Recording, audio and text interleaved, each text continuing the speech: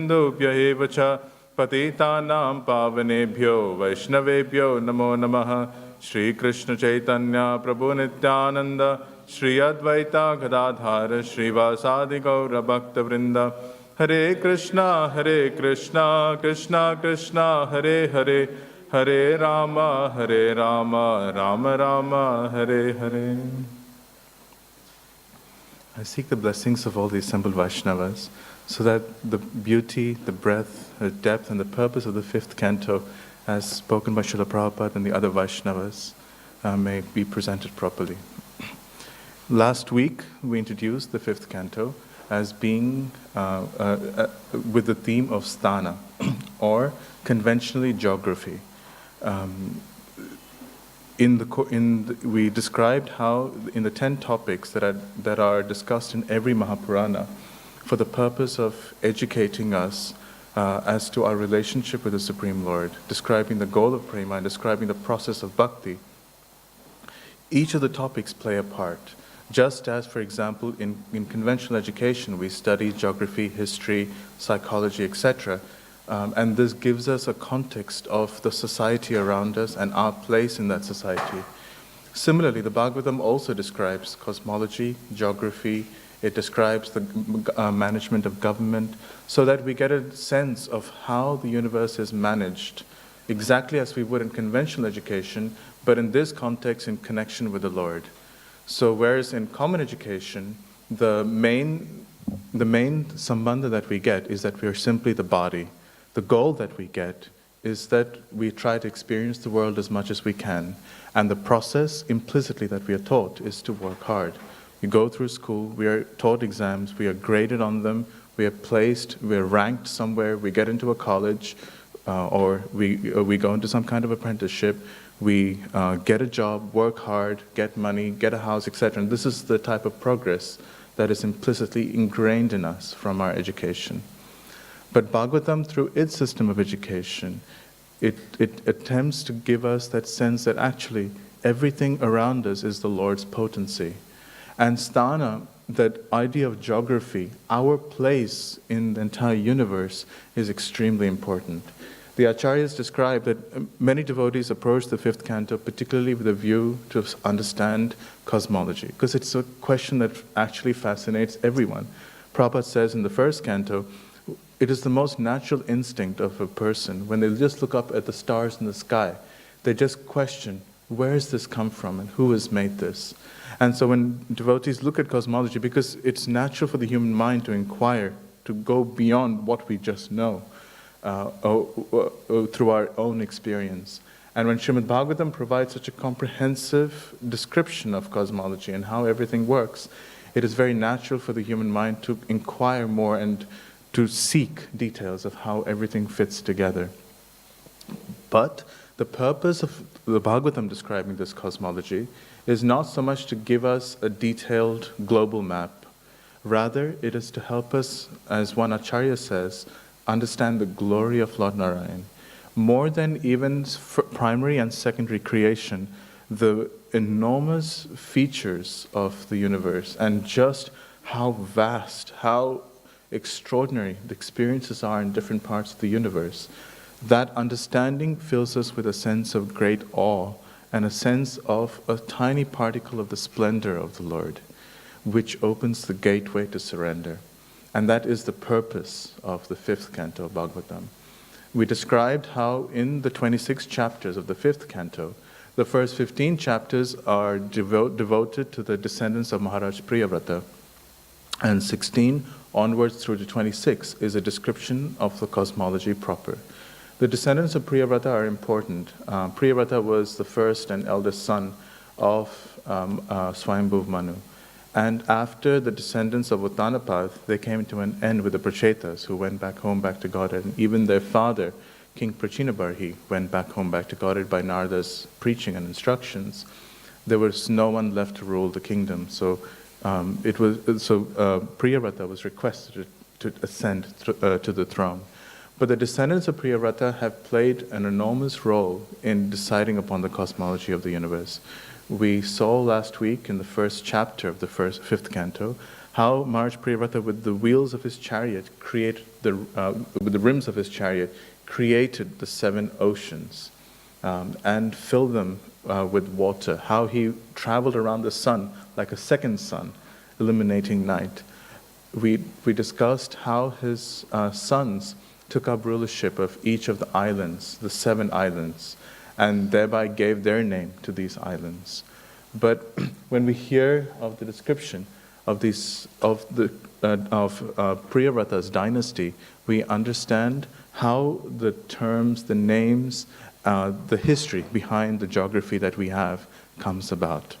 But also in the description of the kings in the dynasty of Priyavrata, we come to understand that their power comes because of their being devotees. There was a verse in Maharaj Priyavrata in the first chapter which says, "It is not astonishing that someone like Maharaj Priyavrata has this kind of power, because one who once chants the holy name of the Lord, even an outcast, somebody who has habits that would not normally qualify them for any kind of pure activity, even such a person is at once able to leave this entire cosmic creation. What to speak of somebody who is completely devoted to the Lord? How hard is it for him to change things in this cosmic creation?" Similarly, when we speak about the Nabi, Rishabdev, King Bharat, and all their activities and instructions, because of their being devotees of the Lord, their ability to influence the world in the way they have is being established. We've stopped our discussion last time with the 9th chapter we didn't quite finish the 9th chapter of the 5th canto. We started the 9th chapter. And up to this point, we had discussed the activities of Maharaj Bharat, who was the eldest son of King Rishabdev and who was a devotee at the level of bhava. So there were 2 explanations given in the well-known history of his becoming attached to a deer and giving up his spiritual practice. Srila Jiva Goswami in the Bhakti Sandarbha writes that there are 2 explanations as to why he became attached to the deer. Some Vaishnavas say it is because of some unknown offense in his devotional service previously committed. Because an offense committed against devotional service, either against the holy name, the Vaishnavas, usually these are the 2 principal category of offenses that cause slight deviation, causes one to lose one's attachment for the Lord. And therefore, naturally, the material world becomes more dear. And King Bharat, perhaps because of such an unknown offense, not a conscious offense, an unconscious offense previously, he became attached to the deer to the extent that he completely forgot his spiritual practices. Normally, bhakti acts like as a compass in one's heart, but being attached to the deer, because of that unknown offense, the Vaishnavas say, his heart was no longer able to discriminate properly between this is right and wrong. Normally, for a devotee, when they do something, they are able to say, no, I should not have done this, or yes, I want to do more of this. And that's the bhakti in the heart acting like a compass. But for one who's committed an offense, that compass no longer works properly. And so they're not able to properly discriminate between right and wrong. So when Maharaj Bharat got attached to the deer, he was born as a deer, but then by Krishna's grace, because he was a devotee with very high level of advancement, he was able to remember his past life. And he gave up association even with the family of deer that he had, because it's very natural to have that association with family. He didn't want to take risks anymore. He went back to the ashram, Pulaha ashram, where he was previously performing his spiritual practice. He gave up his life remembering the Lord. And by the Lord's grace, he took birth in a family of highly educated, highly pious people, a family of brahmanas. A second reason given for Bharat Maharaj's deviation, and this explanation is mentioned by Jiva Goswami and accepted by Vishwanath Chakravarti Thakur, is that for a devotee of Bharat Maharaj's caliber, the Lord wanted him to attain a destination of a greater intimacy with him. Now, one's level of intimacy in a relationship with the Lord depends on the intensity of one's spiritual practice. And the Lord was seeing that if this is the intensity of Maharaj Bharat, then the destination he's going to get is something, but I want him to get this. And so by causing a temporary blip in Bharat practice, because of Bharat repentance and intense personal recrimination, the intensity of Bharat practice increased so much that now the destination he would achieve at the Lord's lotus feet would be something so much higher. And it was just a matter of 3 lifetimes, which in the context of one's overall sojourn in this world is like a fraction, but hardly noticeable. Sometimes it is said our entire experience in the material world is hardly a second. But particularly for Bharat Maharaj, the Lord created this environment, created this situation whereby he would achieve a relationship of higher intimacy with the Lord. But both these principles are actually valuable for us to understand, because sometimes devotees get a doubt in their mind. If Bharat Maharaj at his high level could fall down, then what to become of us? There are 2 points mentioned here. Be wary of offenses, because they can cause deviations, but always remember that the Lord protects his devotee. And the destinations the devotee achieves are always under the Lord's protection. In chapter 9, where we gave up, we spoke about the birth of the deer. And we spoke about how he was born in a family of Brahmanas. Now, as in that family of Brahmanas, Jadabharat, as he was now called, pretended to be deaf, dumb, mute. We saw a similar example in the life of Srila Bhaktisiddhanta Saraswati Thakur. Understanding that if he, Srila Bhaktisiddhanta, continued his education, he would be pressurized by society to get married, to work, and therefore to have his life deviated from the path of complete devotional service. He gave up his education. And to all the world, for somebody who's given up his education, they hardly consider such a person very useful anymore. Even though Srila Bhaktisiddhanta had already published the Surya Siddhanta, and he received the name Siddhanta Saraswati as a result of such a publication, he was known even among astrologers and mathematicians as a very highly qualified astrologer. Prabhupada says he was actually the best of astrologers, Prabhupada says. But because he'd given up his education, society just thought he was not he was not someone whom they needed to push for progress, as we define progress.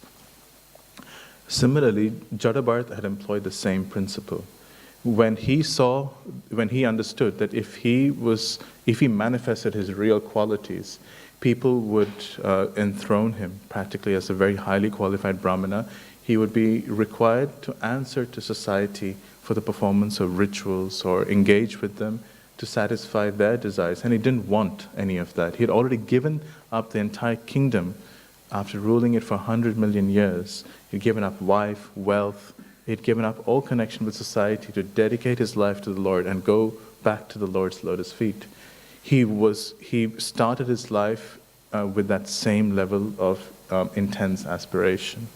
And so, pretending to be completely dumb and deaf, he pretended not to understand his father's instructions. If his father would teach him the Gayatri Mantra, he would say it all wrong. If his father told him count like this, he would count in an odd fashion. He would mix up mantras, mix up different things, and fathers are generally very affectionate. And no matter how many times their child does something in an awkward or incorrect way, they're always there to correct him. But Jadabharat was determined that I will not go down this path of material improvement. And so, for example, even after clearing his stomach, he would not wash himself properly. And when the father passed away, Jadabharat's brothers were like, this person is useless. He is good for nothing, and he is our brother, so they would feed him all kinds of refuse, something you would feed even horses, something that is just like, okay, just eat this, get on with it. Just do some work, make yourself useful, and, just live. We have better things to do with our time. It's interesting that characteristics that we see now was still present so many thousands of years ago. But Jadabharat, at some point, he just left home and started wandering as a mendicant, again, pretending for all the world to be dumb and deaf. And as he was walking, there's a brief chapter that describes his capture by bandits, how he was kept as sacrifice because his limbs were very strong and perfectly formed. And he was seen as an ideal sacrificial animal, so to speak, by these worshippers of Kali. Kali became so angry because she is ultimately a devotee of the Lord. And no matter how much meat or human flesh people offer her, she's a vegetarian. And she is pleased when people actually worship the Lord. And when her master's servant was being placed before her as a sacrificial offering to her, it's kind of like, imagine you have father, daughter, and you have like the father's another son is being offered to the daughter for sacrifice. That was kind of like Kali's indignation and reaction. She was so angry that the deity form of Kali, it just exploded. And she personally was manifested there. She was ready at that point with her anger to completely annihilate the universe because of the one individual who was in it, Jada Bharat, formerly King Bharat. She killed all the bandits, and the heads were being played. They played like juggle balls. All of Kali's associates started playing with those heads. But again, Maharaj Bharat was not affected by any of this. He was not feeling happy that the bandits were killed, or he was not feeling distressed when he was put on the line. At every stage, he was able to see the mercy of the Lord in the situations in which he was placed. And again, he started wandering free. When he started wandering free, he was seen by the palanquin carriers of the king of that area in which he was in, Maharaj Rahugana. And these palanquin carriers, they took Maharaj Jada Bharat as somebody who was very stout and could support their king on his journey.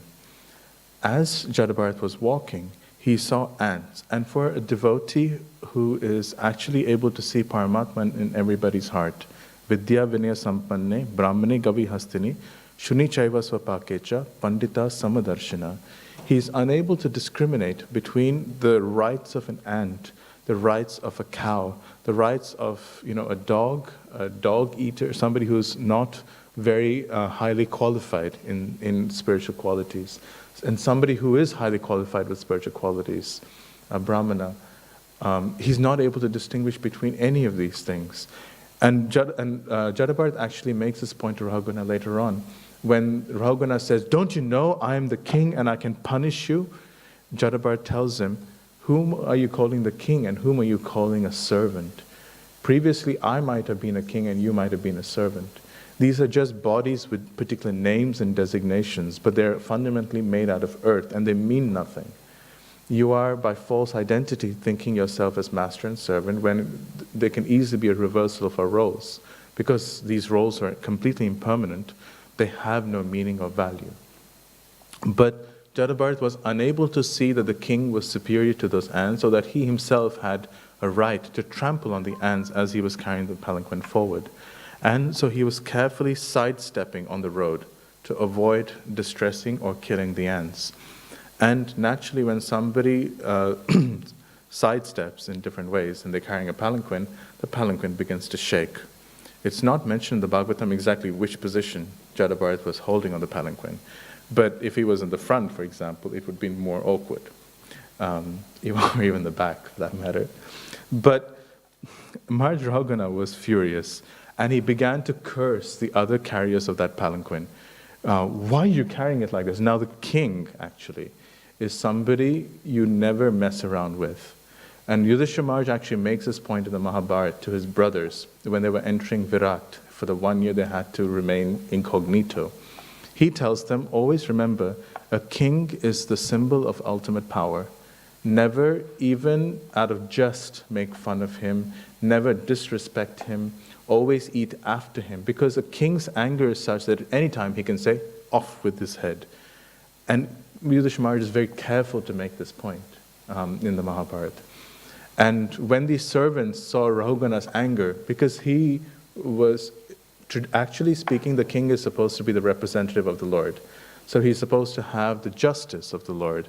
and the sense that every one of the citizens of my kingdom are my children. But when there's authoritarian power, or when there's complete power by the king, he can say anything. So these servants were trembling with fear. And they said, O king, we have not been inattentive, and following your orders have been carrying the palanquin properly. But the man who has now been engaged does not walk properly. We are not able to carry the palanquin with him. Now, so the king, he started addressing Jadabharata, and the words that he used are very both instructive for the lessons that take place in their future discussions, and as well it teaches an important lesson about Jadabharata's reaction itself. So I will read them out. The king said, "O brother, it is clearly difficult. He was speaking sarcastically. You are very tired. You have traveled a long path of a few meters.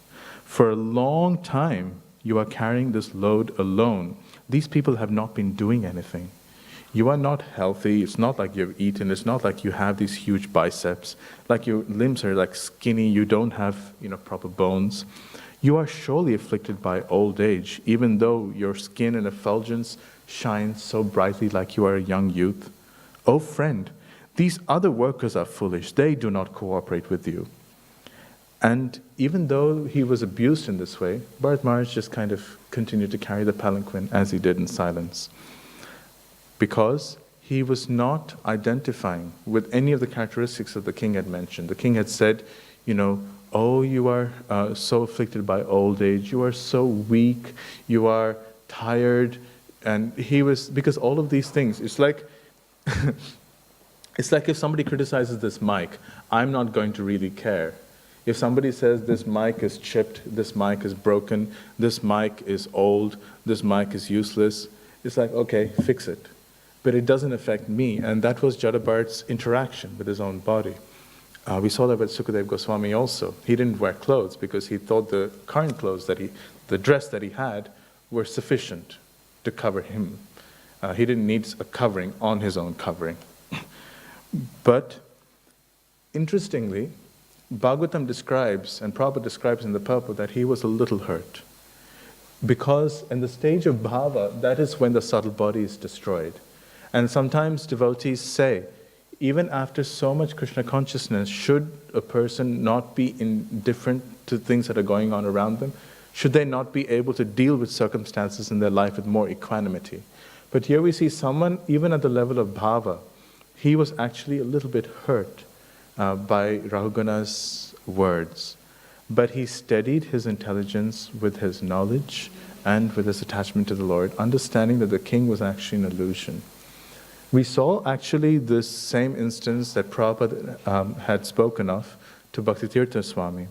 When Srila Bhaktitirtha Swami had approached Srila Prabhupada, this was I think back in New York, and he told Prabhupada, because Bhaktitirtha Maharaj had a black-colored body, and he had studied at Princeton University, whereas the other devotees were from white-bodied families. And they were nowhere near as educated as Bhaktitirtha Maharaj was. So they would not interact with him properly. And so Bhaktitirtha Maharaj went to Prabhupada and said, Prabhupada, we say we are not the body, but I see that the devotees actually think that I am my body. They don't treat me as they treat their other devotees. And he kind of, I don't know what Maharaj expected, but Prabhupada could have either said, I'm sorry, this is the case, or don't think about it. But what Prabhupada ended up saying was, if you are affected by the words of those who are in the bodily concept of life, then what is the difference between you and them? And that was like a complete wake-up call for His Holiness Bhaktitirtha Maharaj. He was thinking, yes, they are on the bodily concept of life, and if I am affected by the words of those who are on the bodily concept of life, then what does it say of me? I must also be on the bodily concept of life. But this was Maharaj Jadabharata's reaction. He was thinking, Rahuguna is in the bodily concept of life. These words are meaningless. And so quietly, without saying a word in retaliation, he moved on. Vishwanath Chakravarti Thakur says that there are three qualities by which the devotion of a devotee is known. He says it is his humility, tolerance, and sweet speech, even in the presence of extreme provocation, that show that a devotee's qualities are truly transcendental and that prove the transcendental nature of bhakti. Anybody who's hurt in this way would at least protest, I am trying my best, or please don't judge me unfairly. But this complete inability to be affected by such words, this is a sign of the elevated nature of devotional service and a devotee who has this quality of bhakti. When Jadabhar's reaction was silence, there's nothing more aggravating than for a person who's angry than a person who's silent. If you yell at somebody and you just shout and you're expecting some reaction, but the person is just silent and indifferent, it just only makes one even more angry. And the king saw that his palanquin was still being shaken by the carriers.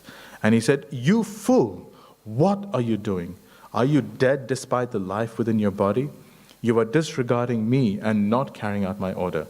I have a remedy for your inattention, just as Yamaraj punishes people in general, so that you come to your senses." Now, Jadabhar could have reacted in two different ways. He could have ignored it, even if he had been punished by the king, because he was not affected by such punishment. We saw that in his interaction with Kali, with the worshippers of Kali. So he did not speak now out of fear or out of a sense to avoid punishment. Rather, he spoke with a sense of compassion. And actually, this is the proper platform on which instruction is given. When one is able to see another devotee's potential and offers instruction with the purpose of taking them from where they are now to where they can potentially be, out of kindness, out of a sense of love and affection, and one allows that individual to feel one's affection and love, then such instruction can be taken by the person who's being instructed to heart, and that person can grow in their life. But just offhand criticism, even if it is correct, is actually not recommended, because such criticism, if taken wrongly, has a detrimental effect for the person who is criticizing.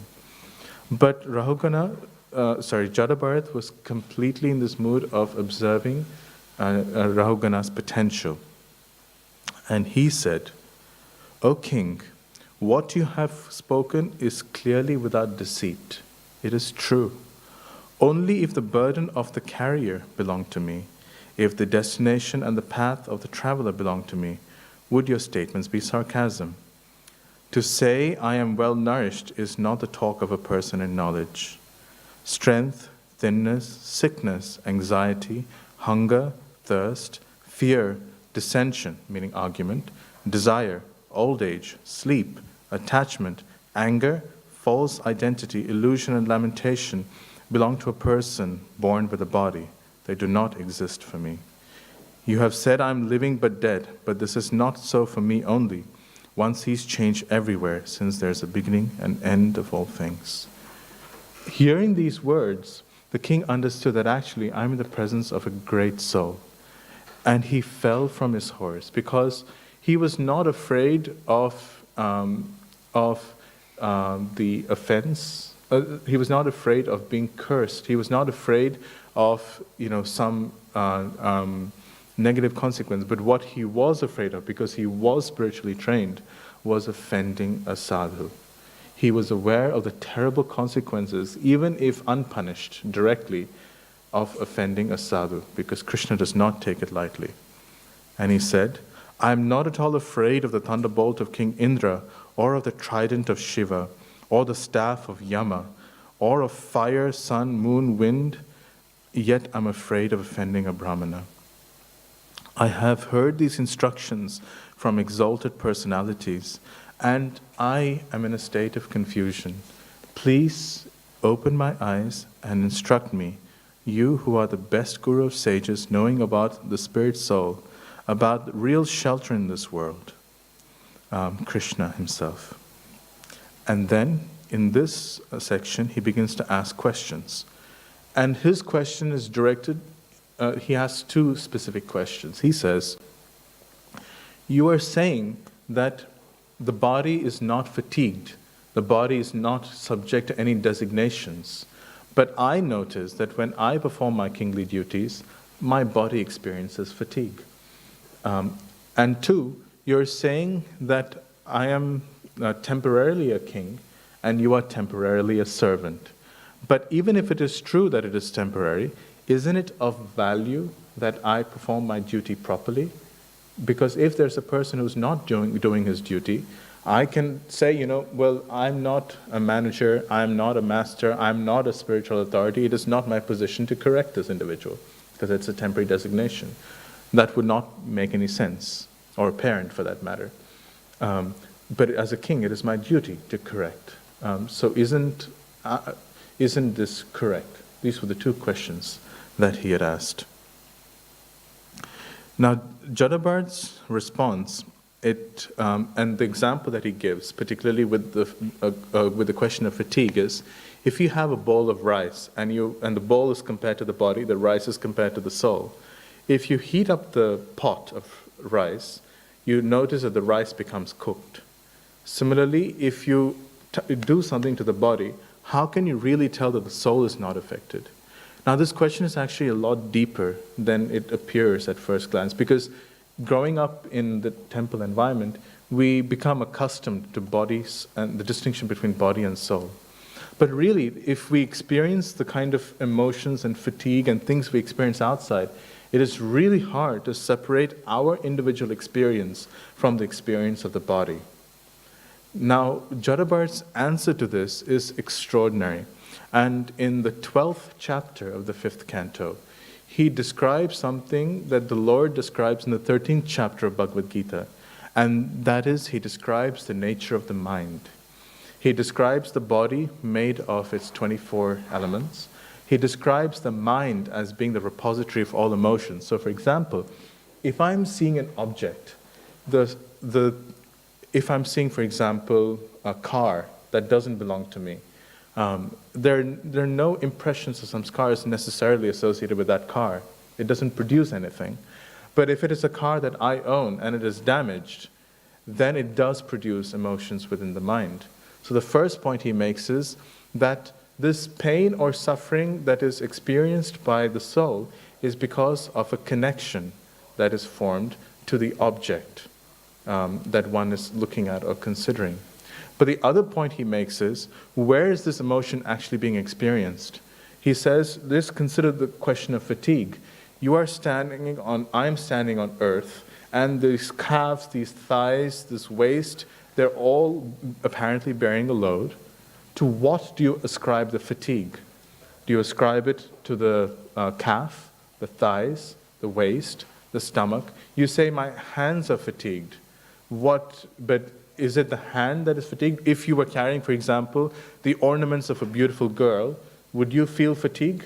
Yes, your arms would be tired, but would you say, I'm feeling fatigued? If you were carrying your own son, yes, the weight might be heavy, but do you say, I am feeling fatigued, or do you feel joy when you're carrying out these tasks? It's not a burden, which goes to say that even if, for example, the weight that you're carrying in this particular instance is similar to the weight that you're carrying when you're carrying a child, it is actually the mind alone that is distinguishing between these two weights.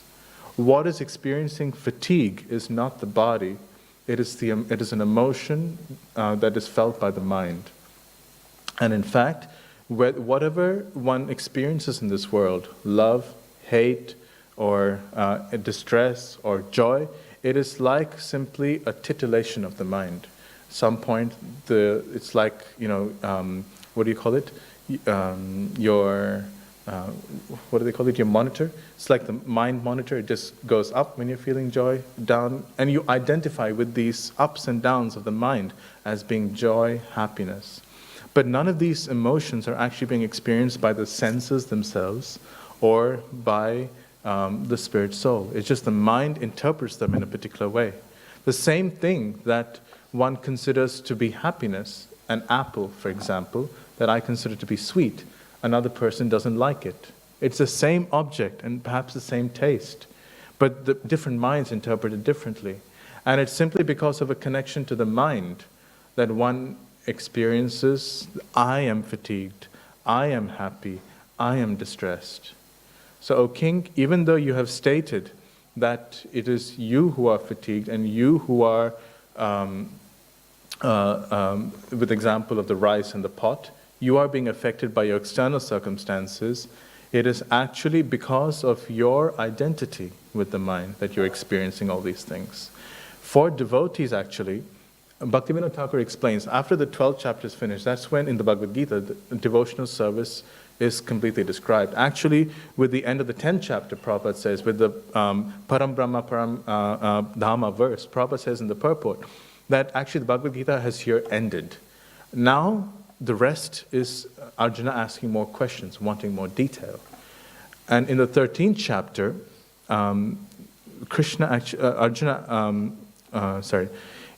the 13th chapter, Srila Bhaktivinoda Thakur, starting that chapter, says, this knowledge in the 13th chapter is important for a devotee to understand, because the 13th chapter describes Sankhya, the 24 elements, particularly the mind and how it works. He says, this knowledge is important to understand because it gives a devotee that framework to understand the distinction between the different parts of his body and his own self. And he's able to understand to what actually emotions or the experiences of the material world apply. And identifying himself as being a spirit soul, on the platform of the spirit soul, one can worship the Lord. This is actually why, even before performing deity worship, for example, we have prayers known as the Bhuta Shuddhi prayers, which say, for example, I am not this body, I am not a Brahmana, Kshatriya, Vaishya, Shudra, but I am simply the servant of the servant of the servant of the master of the gopis.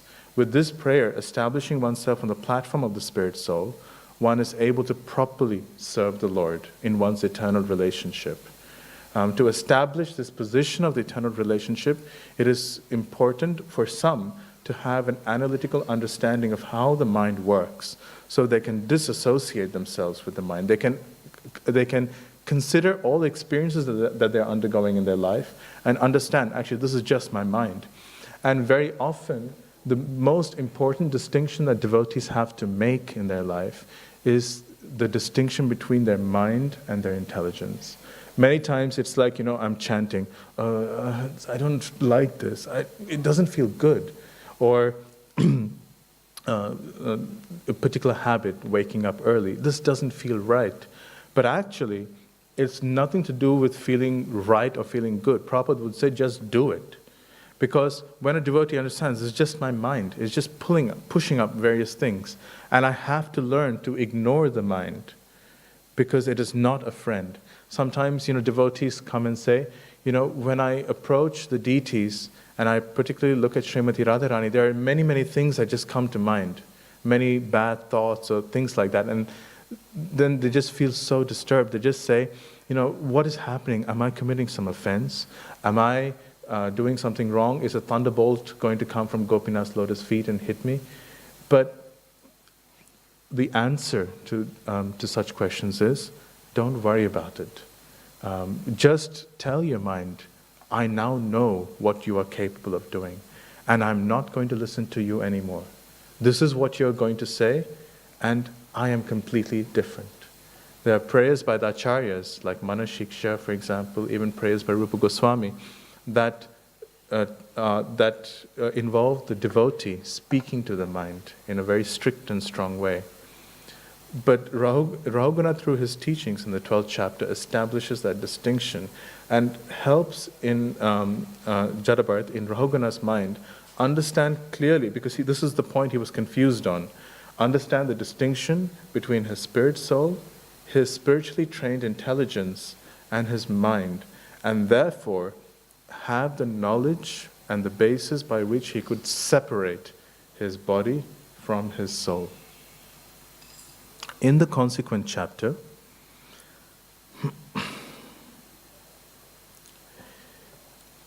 This chapter is actually very, very technical. This is the 13th, the previous chapter was the 11th chapter. This is the 12th chapter. There are some very technical verses that devotees find difficult to understand. But the essential concept behind the verses is, for one who has now established himself on the platform of the spirit soul, how to perceive the world as being sustained by Brahman.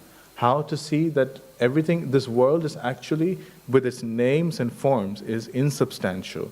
I call this a pillar, but what makes this a pillar? This is just composed of elements and atoms and ultimately matter that disintegrates into the 24 elements. But ultimately this comes from the Brahman energy.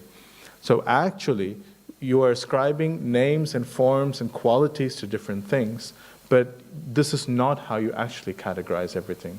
Learn to see the world as being pervaded and supported by the spiritual energy of the Lord.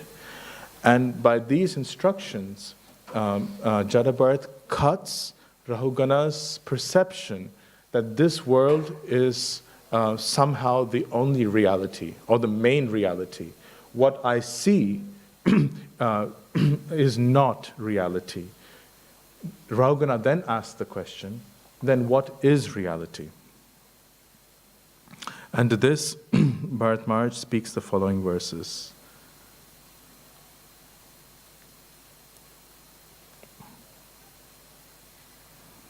Jnanam vishuddham paramarthamekam anantaram tva abahir brahma satyam pratyak prashantam bhagavat shabda samgyam yadva sudevam kavayo vadanti. Now this is the second time in Bhagavatam that this is being described. This is the same as the Vadanti Tat Tattva Vidas verse. The wise say that the truth is beyond the gunas, contains everything including liberation, and is one without a second, is all-pervading, is Brahman, Paramatma, Bhagavan, and is Vasudeva. And then he says, this verse is quoted by Prabhupada very often, Rahu Ganeta Tapasanayati na Chejaya Nirvapanad Grihadva na Chandasaneva Jalagni Surye Vina Mahatpadarajo Vishekam. Without bathing in the dust from the feet of great devotees, one cannot realize the Lord through concentration of mind, performance of sacrifices, distributing food, building shelters for the destitute, studying the Vedas, or performing austerities in water, fire, or the sun. Focus on serving the great Vaishnavas. And what do you do in the association of such great Vaishnavas? Yatrottama shloka gunanuvada prastutaye gramya kata vigata nishevyamano nudinam mumukshor matim satim yachati vasudeve. Where there are great devotees, talks concerning the qualities of the Lord, which destroy material topics are sung. Heard constantly even by those desiring liberation, those topics produce pure thoughts of Vasudeva. And in some sense, this concludes the instruction that Maharaj Bharat wanted to provide Rahugana. He first gave him a platform by which he could distinguish the soul from the body by describing the mind and how the mind experiences everything. He taught him to understand that this world is actually not the ultimate reality. See it as being Brahman, but beyond Brahman, Paramatma and Bhagavan. And you will realize this truth by serving the great Vaishnavas and by hearing Krishna Katha from them. So this is a summary of the instructions that Maharaj Bharat had provided Rahugana.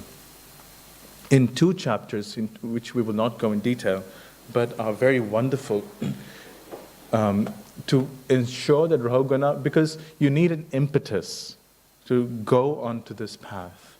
That is chapters 13 and 14, he begins to describe the material world as being like a forest. Now when somebody, the analogy is that when somebody goes into a forest, like a woodcutter, they're looking for rare and precious trees like sandalwood or other such trees by which they can make a lot of money. And they go into such forests perhaps by unknown paths, and on the way they may be waylaid by robbers, which are compared to the 6 senses. They may be attacked by wolves and jackals.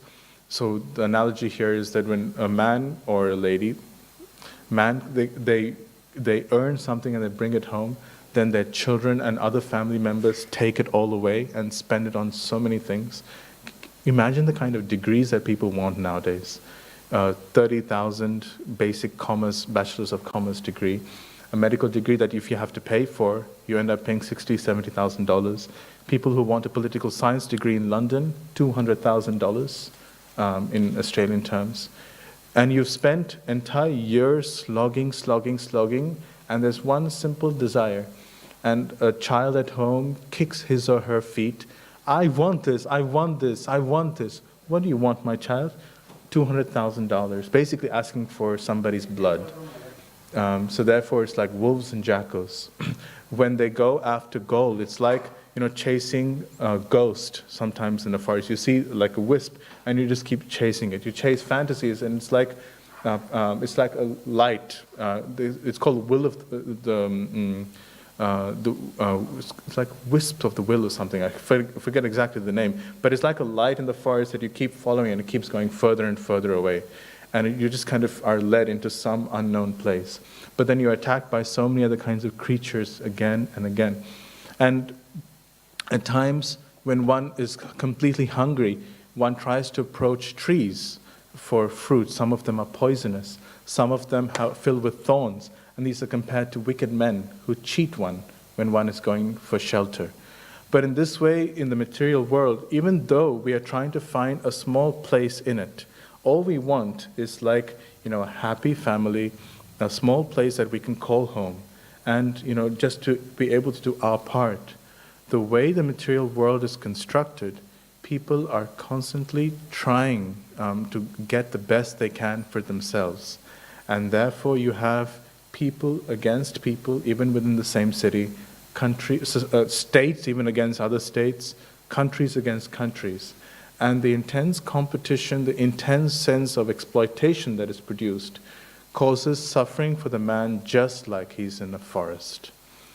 And when we understand that the nature of the world, one senior Vaishnava once said, some people say that this world has, that I have a few problems in my life. If I solve them, I'll be okay. What we don't understand, he says politicians say that too, but what we don't understand is that our life itself is a problem which we can't just wish away. And we have to try and solve that problem. And the forest of material enjoyment is meant to tell us that we are actually in a dangerous position, and we are capable of being surrounded by many, many things that are difficult. We may be in a situation of life that is okay now, but consider, one gets married. What if, emotions of one of the spouses change? What if the marriage doesn't work? How much heartbreak do people feel? You cannot control what your children are like. It is said there are 4 kinds of children that one can get.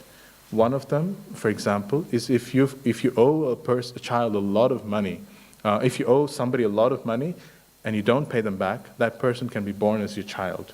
They get some kind of disease or they kick up a tantrum, you have to pay them for their health or for their studies or for whatever they want.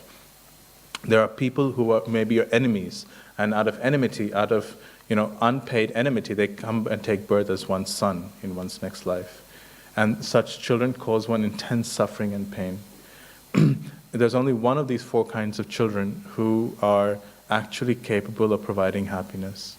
So even though people want what are seemingly simple pleasures, still there are many, many, many complications. And sometimes the analogy is used that you're drinking a pot of sweet rice, but it's mixed with a lot of sand. And initially it seems sweet, but as you keep drinking, the quantity of sand increases until for a few drops, because one's addicted to that taste, one is drinking more sand than one is drinking the sweet rice.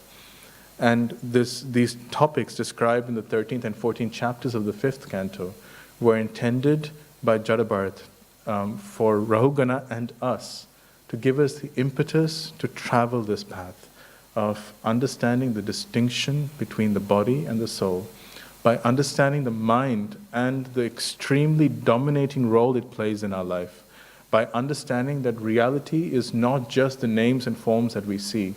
It's not just Australia is my country. What was Australia like 50,000 years ago? Another blob of land connected to another piece of land.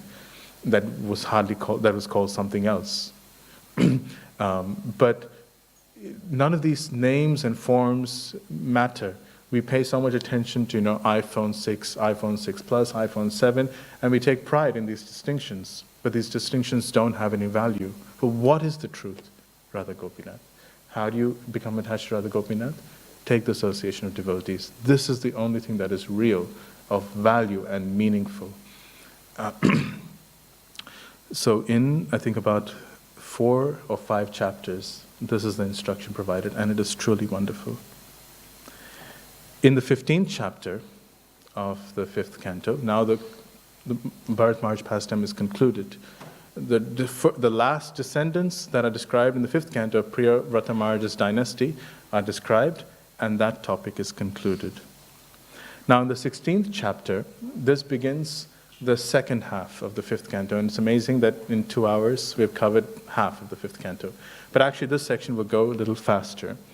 It is not the purpose of this particular seminar to describe the cosmology of the 5th canto in detail, but the principle behind the 5th canto of the cosmology in the 5th canto is really extraordinary, because the way it is described, each of the islands which we will describe in this cosmology are filled with devotees of the Lord who are engaged in worshipping the Lord. And there are particular instructions with respect to Bharatvarsha that are really wonderful. So it starts with King Parishit reminding Sukadev Goswami, "You have described the specific dimensions of Bhumandala. I desire to know all about the oceans and islands with their measurements and qualities." Again, it's not just a random question. He's asking after the glories of the Lord. Sukadev Goswami says, "O king, it is not possible even for a person with the lifespan of a devata to understand by words or mind the end of the transformations of Maya's gunas belonging to the Lord. Therefore, by giving a general description, I will explain the particulars of Bhuloka, giving the characteristics of name, shape, and description and dimension." Now it is described that this cosmology described in the Bhagavatam is a yogi's view as he sees it from Dhruvaloka. So this is what yogis, in their absorption in the Lord, this is the vision of cosmology that is revealed to their eyes. You will find that in the Surya Siddhanta, there is a description of the solar system that is similar to what we understand in our common studies. And devotees try to reconcile Surya Siddhanta with the description of Srimad Bhagavatam, sometimes with incomplete effect. But the Bhagavatam description it doesn't intend to justify itself. It's not intended, it's not intended to be like a particular map of the world for people to travel in. Its focus is, here is the world. Understand its breadth. Understand that this is the creation of the Lord. This is the Lord's, because sthana means maintenance. The general maintenance of the Lord by the universe. So that this is how the Lord maintains the universe, and this is why you can take shelter of Him. Chaitanya Charan Prabhu says that just like if you read Prabhupada Lilamrita, you won't get a map of America to go on a holiday on. It is intended to describe Prabhupada's pastimes, and to the extent that it's required for Prabhupada's pastimes, the geography of America is described. Similarly, in the 5th canto, to the extent that it is required for us to understand the glory of the Lord and to understand that it is the Lord who is our ultimate shelter, to that extent, cosmology is described. So it is actually impossible to recreate a complete picture of cosmology and reconcile it with our solar system from the description of the 5th canto. But to describe what it is like, you have the main island, which is Jambudvipa, and then you have 6 other islands. Their names are Jambudvipa, Plakshadvipa, Shalmalidvipa, Kushadvipa, Kraunchadvipa, Shaumadvipa, and Pushkaradvipa. Now each of these islands, the first one starts at 800,000 miles, and each of the islands are twice that dimension.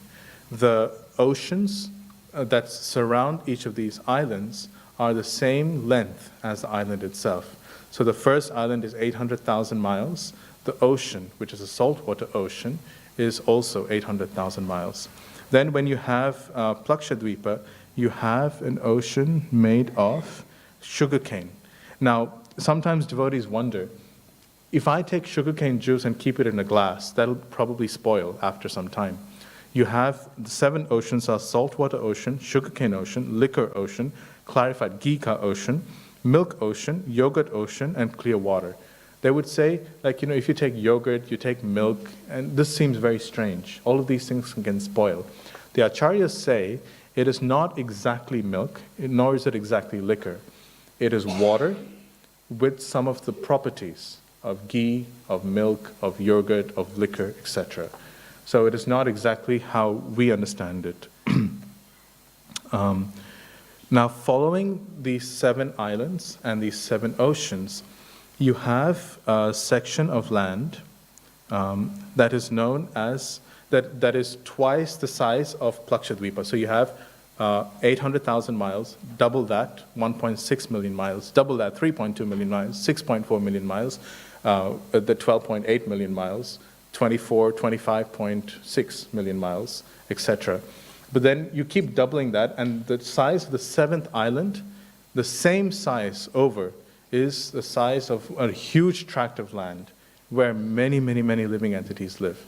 Now, to give a size of proportion, on Jambudvipa, which is 800,000 miles, Jambudvipa is divided into 9 parts. One of them is Bharatvarsha. And within Bharatvarsha, they say a small portion of that is where Earth is. Within Earth, there's a small portion of Earth, which is Australia. Within Australia, there's a small portion that is Sydney. Within Sydney, there's a small portion that's Radha Gopinath Temple. And within Radha Gopinath Temple, there are so many living entities, some of whom are human beings. And among those human beings, you have one fellow who's sitting on a red Vyasa sign in the temple, and he thinks he's very important. But it just gives us a sense of how extraordinary this universe is. And when we talk about these dimensions, my head was spinning, because you can't possibly imagine these dimensions. They just kind of go over the top of one's head. It's really difficult to even conceive of. At the end of this inhabited island, there is the Mandara mountain, which is the repository of the sun. The sun rides on a single chariot, and it goes around. Now, there's more in the universe than just vacuum, because just as this body, you have, apparently in your anatomy, you have these things that we can actually see, your heart, your lungs, your liver. But more than that, there are subtle chains in the body, like nadis. And through the nadis, prana flows. And the flow of the prana creates a heat called tejas. And the prana is what's connected to the mind. So when one thinks, I want to move my hand, it is the prana, actually, that causes the hand to move. And they say in pranic healing, or if you look at acupressure therapy, there's some problem in the prana, or in Chinese medicine, they call it qi. There's some problem in this energy that stops the hand from moving, or if there's paralysis, for example, or there is some atrophy of the muscles, or some if you get a cold, your muscles become rigid. They say there's some problem in the prana. And treatment of these kind of problems deal with the movement of prana. Similarly, if one is crazy, there's a problem with some of the prana that's affecting one's thinking process. There are 5 main prana vayus in the body and 5 secondary prana vayus in the body. The universe is like a gigantic body. And so just as the prana affect the movements in the body, one cannot empty one's stomach if one is not having prana. The movement of the esophagus, the peristaltic motion, is actually a movement of the prana. The movement of the blood is a movement of the prana. Every movement in the body is controlled by prana. Similarly, the movement of the sun is controlled by cosmic prana. So it's described, there's a pranic rope. You have Mount Meru, which is in the center of Jambudvip, and it's a mountain that is smaller at the base, and it goes up, as it goes up in height, the diameter increases. There's a pranic rope that connects the top of Meru to the sun on Mandara mountain, and another pranic rope which connects the mountain to the sun as it goes around the Mandara mountain. The 2 key questions that the devotees have not quite been able to finalize with this, they can describe the movements of the day, they can describe the change of seasons, they can describe changes in weather patterns. The two questions that are still that devotees don't quite have a comprehensive answer for is, if you have a mountain and the sun goes around Mount Meru, if Bharatvarsha is here, how come the sun doesn't suddenly disappear? You know what I mean? If you have a huge obstacle in between, the sun goes behind, you should get all around the world complete night because the sun has disappeared from view. The other thing that, with respect to scientists' challenge, is the geo-specific satellites, because they go above a particular, they stand right above a country. Now, according to modern science, the Earth is revolving. So they need the satellite to be moving at a particular speed to go around the Earth. Now, Bhagavatam says that the Earth is stationary. So why do then these satellites have to move? Some devotees suggest that there are some pranic vayus for which the satellite has to compensate its movement. But nonetheless, the Bhagavatam description is focused on the same energies that may be operating within our body, but on a cosmic scale. And again, this is the vision of a yogi. And unless one has this caliber of vision, the answers to these questions may not always be immediately accessible. Some devotees, their faith in this section is tested. And they find, okay, I do not know the answer to these particular questions, or here is a challenge by scientists that I cannot answer. But the reality is that there are many actually questions that, that are there that, that we actually cannot know. And Sukadeva Goswami at the beginning of this section writes, I will describe to you in general, we read that section also, what is there to be known about the universe. There's so much, even if one had the lifespan of Brahma, one could not understand the details of the universal construction, because this is the glory of the Lord. This is His potency. And the potency of the Lord is truly extraordinary. It is truly inconceivable. And even Brahma, in the 5th chapter of the 2nd canto, when Narada asks him, it appears that you are yourself the creator, because you just sit here, but I see that you're worshipping somebody. So whom do you report to? And Brahma said, in describing cosmology, this creation actually comes from the Lord. Just like a spider creates its own web by the juice secreted from its body, similarly, the Lord, by His own energy, creates this universe. And I merely am an instrument in arranging some parts of it. But there are so many parts of this that I don't understand. The problem comes for us when we consider that our intelligence should be capable of fitting in inconceivable potency. Our mind, in and of itself, is limited. And when we take something that is inconceivable and unlimited and try and fit it in, it doesn't fit. And if it doesn't fit, we don't see it as being a problem of our intelligence, and that's our ego. We see it as a problem of knowledge. So Prabhupada said, if you find it difficult, just carry on. Understand the parts of cosmology that actually help you. Understand those parts of Bhagavatam that answer the questions to your life and move on. Krishna will answer these questions later on.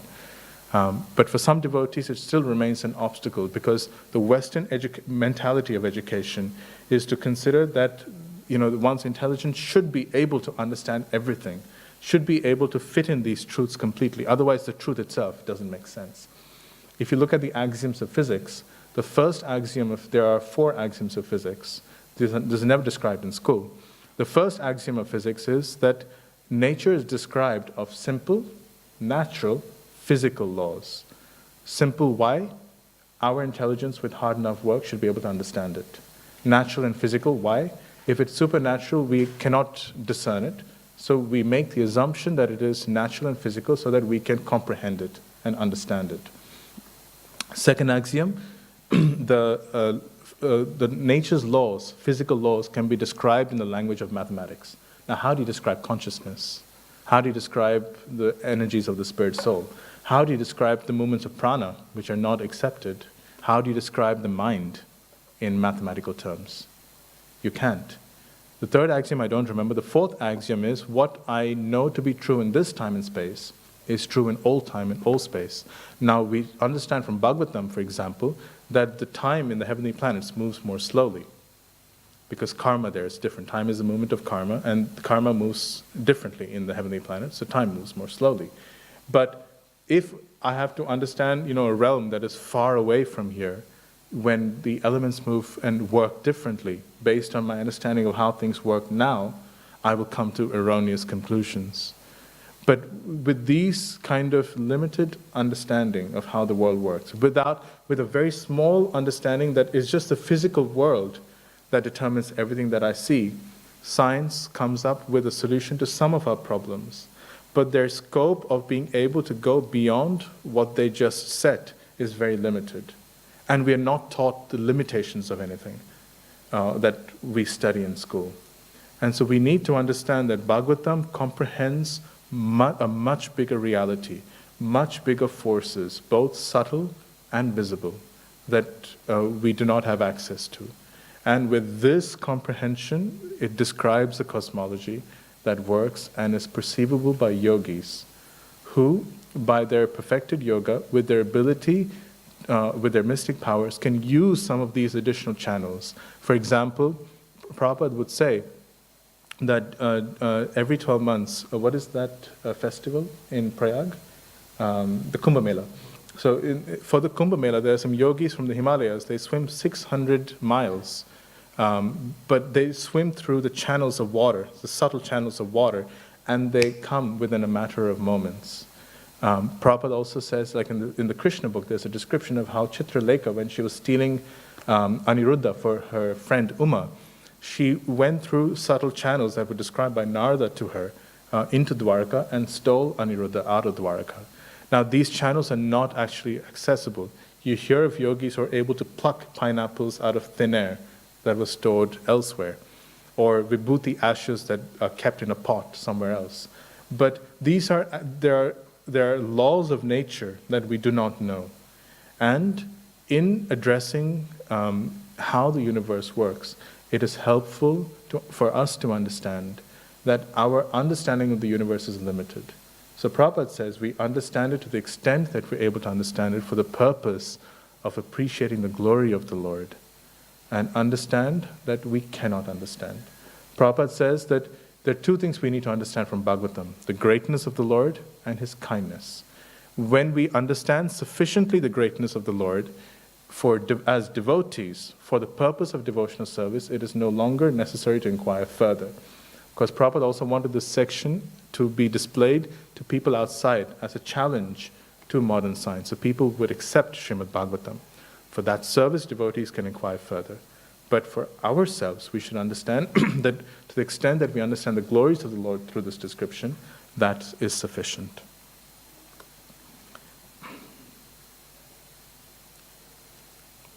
Now, going further, I will skip more of the description of this cosmology, except to say, after the inhabited land, you have the Mandara mountain on which you have the sun. You have twice that amount. You have twice that amount of land, which is a land made out of gold. It is said that it is so bright, you drop anything on the land, unless you're quick in picking it up, you will never see it again. That's how bright the effulgence is. Nobody stays there. At the end of that land, you have the Aloka mountains. Loka means that which is seen. Aloka means that which is not seen. And these mountain ranges are so high that it blocks the sun, because the sun moves on the Mandara mountain at a particular elevation, and these mountains are higher than that. And the rest of the land, which is twice everything described here, this is where the mind begins to reel, is in complete darkness. And at the edge of that are the 7 coverings of the universe. It also describes the impossibility of our ever being able to walk out of this universe. But what is even more wonderful, actually, is the additional things that the Lord has filled this universe with. So chapter 17 describes the Ganga, the river that purifies this entire this cosmology. So in chapter 17 it is said, when the Lord appeared as Vamana and stepped over the earth with his right foot, the water which entered from outside by piercing the covering of the universe with the big toe of his left foot, tinted red from the color of the Lord's feet, and the kumkuma coming from the water that washed his lotus feet. the water itself purifies by its touch all the sins of this world, but still remains pure, not known by any other name, was called Bhagavat Padi, water coming from the foot of the Lord. After a long time, 1,000 yugas, the water descended to Dhruvaloka, which then became known as Vishnupada, the abode of Vishnu. Even when we describe, 1,000 yugas, for water to flow, sorry? Speed up? Okay. The particular thing that so again, when we speak about sthana, the maintenance of the universe, just see the arrangement that the Lord has created in terms of creating a universe that is capable of purifying everybody, and how he protects the living entities in this way. Now, among the Jambudvipa, this is described in chapters 17, 18, 19 of the 5th canto. There are 9 islands, and each of these 9 islands, a chief resident's prayers are described to the Lord. In Ilavrata Varsha, you have Lord Shiva, whose prayers focus on Shankarshana, whose worshipful deity. And he describes how the Lord, even though he appears intoxicated, actually is in complete control of his senses. His qualities are not understood. In Bhadrashva, you have the living entity Bhadrashrava, who offers obeisances to Hayagriva. In Harivarsha, you have Sri Prahlad, who offers obeisances to Lord Nrsingadev, praying for the strength to give up one's attachment for household life and worship him with attachment to his name, form, and qualities. In Ketumala, you have Lakshmi, who worships the Lord with a particular expressing how the Lord is one's true husband and master. Any other husband or protector in this world cannot even protect themselves, what to speak of protecting us. Then, in Ramyaka Varsha, you have Vaivasvata Manu. In Hiranmaya Varsha, you have Aryama, who worships a form of the Lord in his tortoise or kurma form. In Uttakuru Varsha, you have Mother Earth, who prays to Lord Varaha to uplift them all. In the most important prayers in this section, in Kimpusha Varsha, you have Hanuman, who glorifies the Lord. But the most important prayers are in Bharata Varsha, and you have Narada, who prays to Naranarayana Rishi. He describes the extraordinary rivers and the facilities offered here. He says, the inhabitants of Bharatavarsha contact these pure rivers by their mind, body, and utterance of their names. These rivers, Chandravasa, these are the names of rivers you find in India. Tambraparni, Avotada, Kritamala, Kaveri, Veni, etc. All of these rivers, there are a list of 20 rivers here, all of these rivers are capable of purifying the mind, the body, by simply even remembering them or chanting their names. And then the Devatas sing the glories of Bharatavarsha, and these prayers are extraordinary. They sing because Bharatavarsha is our part. Because again, Bhagavatam is describing this cosmology and applying it to us. What pious acts did these residents perform? Or was the Lord simply pleased with them, by which they attained a birth suitable to the service of Mukunda? We have performed so many difficult sacrifices, vows of austerity, and acts of charity, but we have simply attained heaven, where there's no remembrance of the Lord because of excessive sense enjoyment. Oh, a moment's stay in Bharata is better than living for a kalpa on Brahmaloka, since even on Brahmaloka one must take birth again. Those who fix their minds on the Lord in Bharata, in a body subject to death, simply for a short amount of time they focus on the Lord, they can achieve a destination that is completely beyond this world. And then they say, those who accept birth as human beings in this world, if they, given an opportunity to leave this cage of the material world, allow themselves to be trapped again by not practicing spiritual life. It's like a bird released by a hunter that goes and flies back in the cage and allows itself to be trapped again. Oh, the Lord is capable of fulfilling everyone's desires, and he fulfills the desires of his devotee, but not in a way that they will request these desires again. Rather, even if they don't wish it, he will give them the taste of his lotus feet. If we have any pious credits remaining from our previous pious activities, may we be born in Bharatvarsha with the remembrance of the Lord. And the point of this is to help us understand our great fortune in being born here. Because even though we have a short lifetime, use of the short lifetime can help us achieve the Lord's lotus feet. So just see the extraordinary way in which the cosmology of the world is being presented. It's being shown, okay, 5 minutes. Now in each of the successive islands, there is worship of the Lord in one of his forms. They worship the Lord in his potency as fire for his carrying offerings to him. They worship the Lord as water, because water is capable of purifying our sins, just as it is the Lord's potency. They worship the Paramatma. They worship in the form of prana. They worship the Lord in the form of Brahma, who is a personal potency of the Lord also, who is invested with the potency of the Lord. But through these chapters and through a further description of how the stars move, there's such a sense of grandeur, but this is the glory of the Lord. Then the Bhagavatam begins to describe on the Loka mountains how you have 4 elephants who are on either side of the mountains and who balance Bhumandala, which is like a disc. How the Lord is eternally situated with his armies and his commander-in-chief to ensure that any disturbances that take place in this vast realm, despite all the kings and all our tiny governmental management, he's present there to take care of things if things go wrong. But then there's a description in the Bhagavatam of the lower planetary systems, of the higher planetary systems in brief, to describe the variety of living entities who achieve these destinations by their own enjoyment. Next, there's a description of Ananta, who stands in his glory, and for him, the weight of a single universe is but less than a mustard seed on one of his many thousands of hoods. And he is, sometimes it is described, even with his thousands of mouths, he's unable to reach the end of the glories of Lord Narayan.